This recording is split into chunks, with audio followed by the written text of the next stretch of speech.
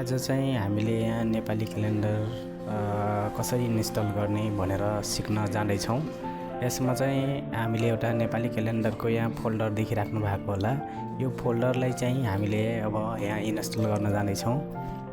यसको लागि चाहिँ हामी सुरुमा चाहिँ यो फोल्डर यहाँ यसरी फोल्डर दिएको हुन्छ, यसलाई डबल क्लिक गर्नुपर्छ।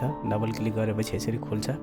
यो खुलिसकेपछि फेरि यसलाई डबल क्लिक गर्ने। अब यसरी देख्दाखेरि चाहिँ हामीले एउटा चाहिँ यहाँ इन्स्टल फाइल भनेर देखिरहेको हुन्छ। अब तीनवटा चाहिँ हाम्रो फोन्टहरू भएको हुन्छ।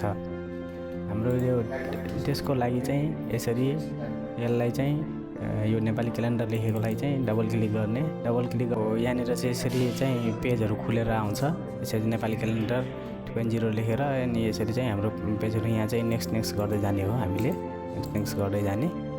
नेक्स्ट गरिसकेपछि अपडेटिङ हुन्छ। यहाँ यसरी फोन्टहरू चाहिँ खुल्छ। यहाँनिरको फोन यो खुलिसकेपछि यहाँ चाहिँ यसलाई क्रस गरिदिने, यसलाई चाहिँ फिनिस गरिदिने। फिनिस गरिसकेपछि हाम्रो यहाँ चाहिँ फोन्टहरू देखिरहेको हुन्छ। यहाँ चाहिँ हामीले यसरी चाहिँ इन्स्टल गरेर यस गरेर चाहिँ यसरी चाहिँ हामीले इन्स्टल गर्न सक्छौँ। एकछिनमा यो आफै इन्स्टल हुन्छ।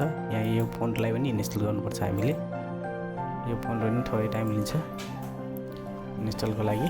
यसरी चाहिँ इन्स्टल गरिदिने। यो सकिसकेपछि हामीले यसलाई चाहिँ क्रस गरिदिने यसरी।